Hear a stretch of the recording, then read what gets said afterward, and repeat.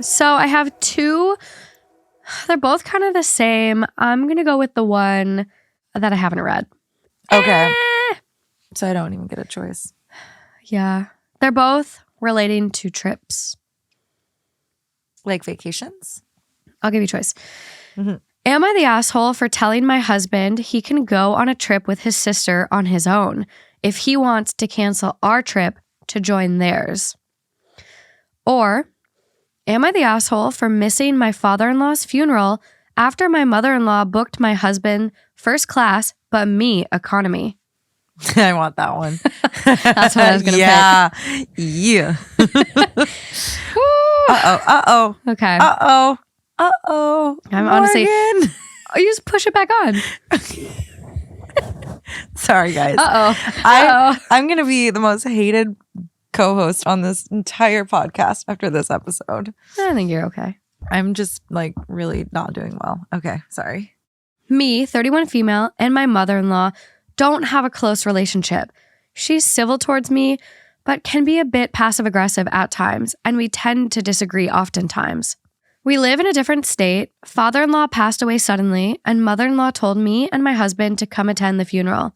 She booked our tickets to fly to her state, but the issue started when my husband told me that we couldn't sit together in the plane because his mom had booked him a first-class ticket while I got economy. I was flabbergasted by this. I tried asking him why, but he urged me to, quote, suck it up and we'll talk about it later. In that moment, that particular moment, I felt so much humiliation and contempt. I felt like she was treating me as less than, even in her hard times. I decided to not go and just go back home. My husband was shocked by my decision to go home and tried to convince me to just go, but I declined. He went alone and I ended up missing the funeral.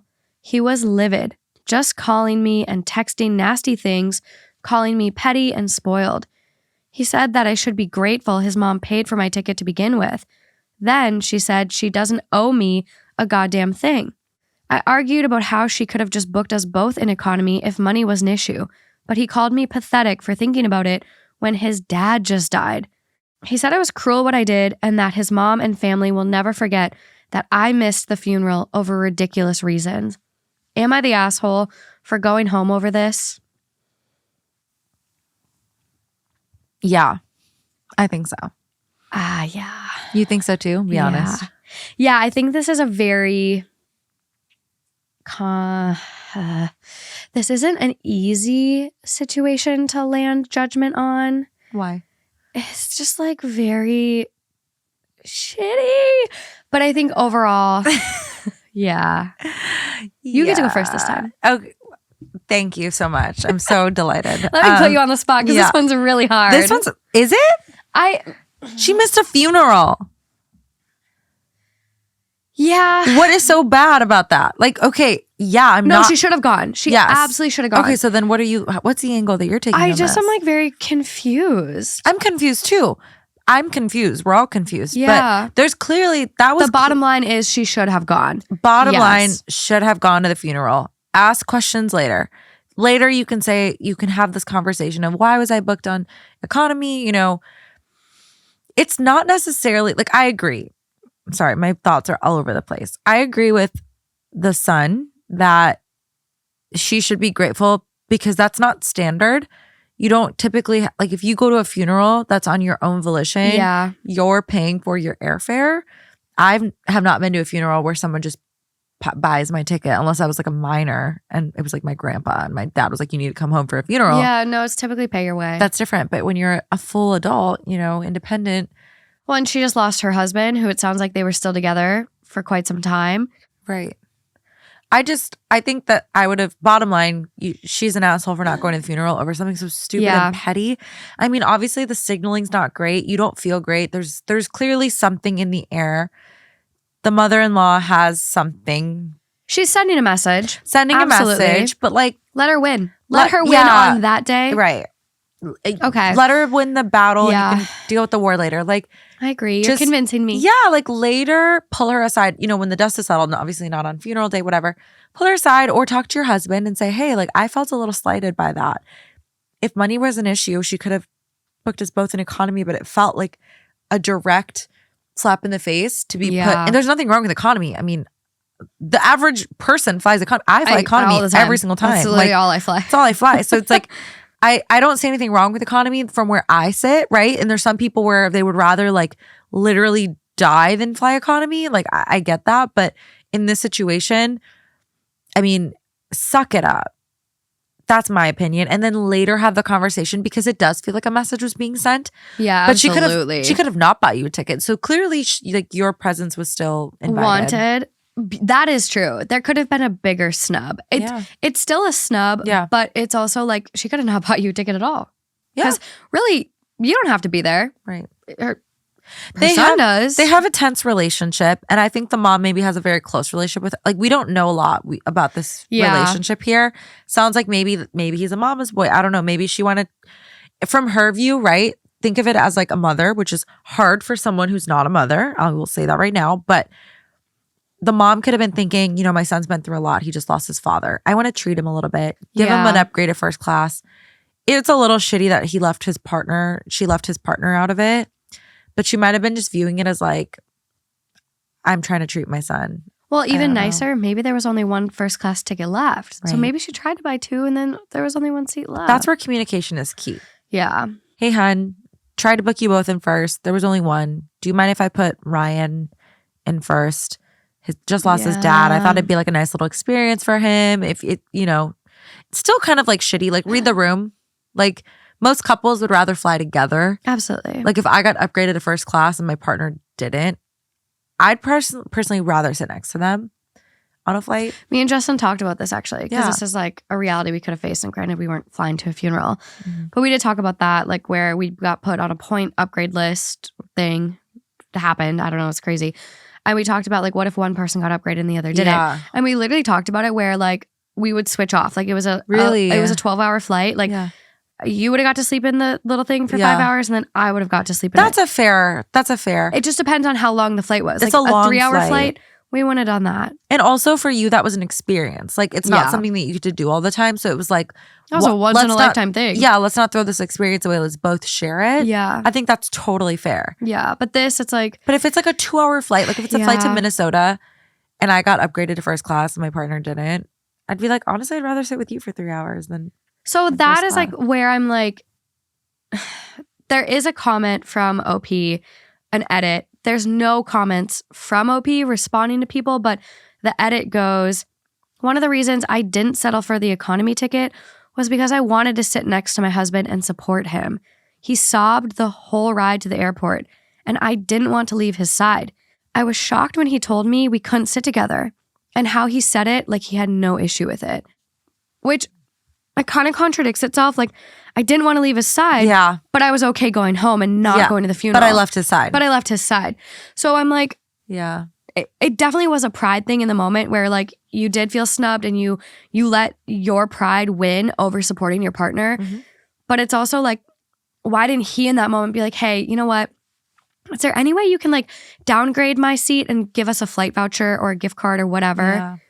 But I get being like in that moment where like you're just like, I just want to get on the plane. I just want to be there. My fucking dad died. Yeah. This shouldn't be difficult. Yeah. I think I would snap. I'd be like, why are you making this a thing? Yeah. My dad just died. You fucking take first class. Here you go. We'll switch. Yeah. Stop it. Like at that point, I would be numb, and something like as silly and trivial as a first class ticket isn't going to make a difference to me. Yeah. That's just me. So I don't know. I just think this whole situation is so petty. And I honestly think OP, the wife, is going to kick herself for a long time. You don't miss funerals. That is one thing. I had a teacher in grad school tell me this because one of my best friends from high school lost her baby. He died completely randomly, and it was a case of medical malpractice. She's still like dealing with suing the hospital.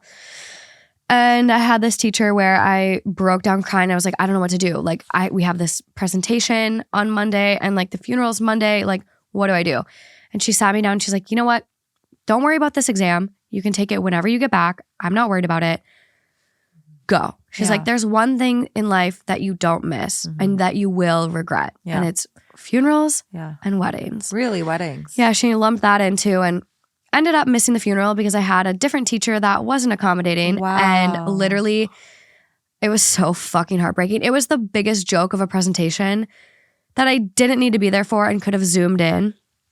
And I like emailed Thursday, emailed Friday, emailed all weekend.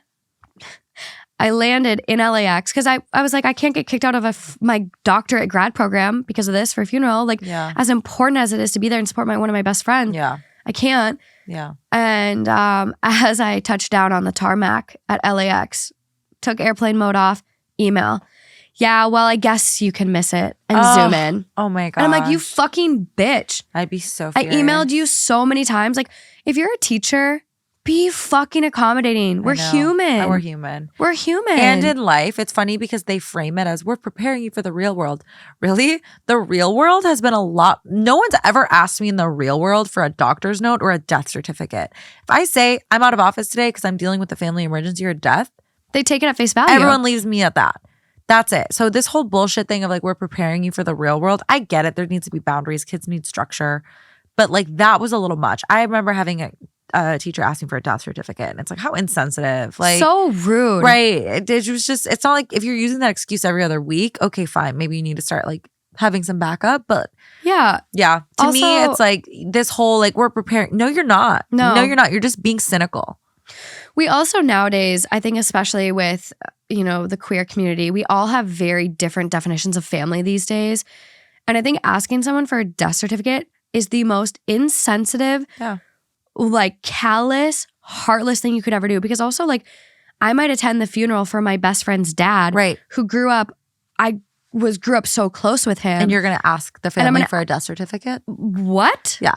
They're grieving, but hey, hold on. Can I get a screenshot of that death? Like, what the fuck? Who does that? Exactly. That's what bothered me. And I honestly took the L. I took a hit on my grade because although it was for a real legitimate issue, I was like, I'm not going to ask for a death certificate. I'll take the percentage hit. Like, teach me a lesson, I guess. No, and like you can't even like a lot of times people are like, oh, can you send the obituary? If like not the death certificate, but the obituary. But like people don't really do obituaries nowadays. They don't. We don't publish newspapers the way we do. No, and my great aunt just died in September. And that's the funeral I went to in Arizona. And I was wondering about the obituary. And it's really sad. She requested not to have one. Oh, why? Because she outlived everybody in her life. Oh, fuck. So she's like, nobody cares. Like, she was just like, the only people who need to know are like my immediate family members. That's you guys. Oh, God. That's really, she was just like, no one's going to know. Like, that's what was really sad too. She was like really ready to die because she outlived. She was like 95, right? 92, 93. Okay. But like outlived her entire family. I know. I remember you saying that. Everything. All of her friends. Like she only had like a couple nephews and their kids. Like that was it. Anyway, so back to your point, people don't even do obituaries anymore. I know. Don't ask for shit like that. Just honestly, there's nothing like... The world is going to keep on spinning. Capitalism is going to keep on popping off. Right. Like, I don't know. I also think there's something to be said about like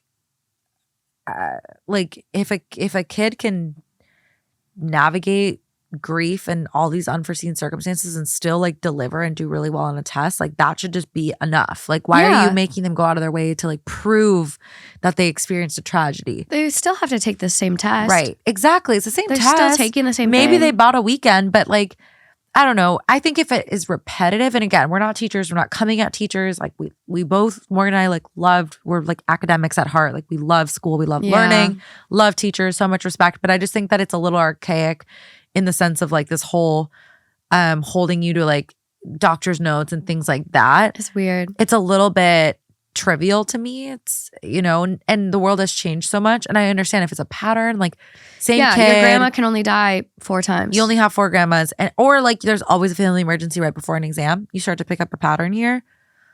Talk about that. Well, and then it's like, hey, I'm not going to let you take the exam late, but you can come in and take it early. Yeah, that's true. That's a good one.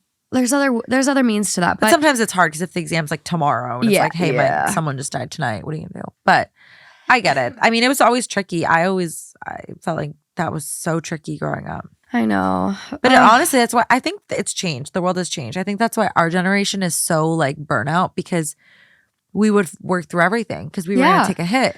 Well, and that's what I mean. It's like everything's going to, like the world is going to keep on turning. And so it's like, if you're not going to give me one day, I don't want to be in this place. I don't want to be at this job. Yeah. If you're not going to give me one day and respect me and my loss or my life, and like, even if you are fucking lying, like, don't lie about your grandma dying because that's putting bad juju out there. I agree. But if you are lying and someone gives you a hard time about it and you haven't pulled that excuse, but you just need a day, like, you should be able to take a day for yourself and not have to go to such extreme measures. And that's where, like, we don't really focus on mental health in our society, and we need to. Yeah, like a mental health day.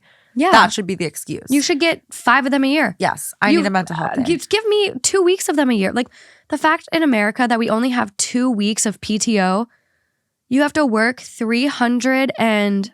Don't even look at me. I can't do 31. math. There's 365 days in a year minus 14. Well, no, it's technically only 10. Because 2 weeks is really only Monday through Friday. 10 business so it's days. 5 and 5, yeah. So you have to...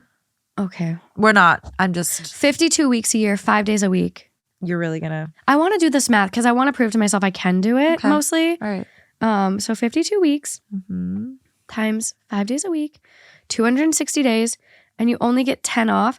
So you're grinding for 250 days. And also, like, weekends, you get done with work Friday at 5. I know. There's already one day, so you basically only get Saturday because Sunday night you're prepping for work.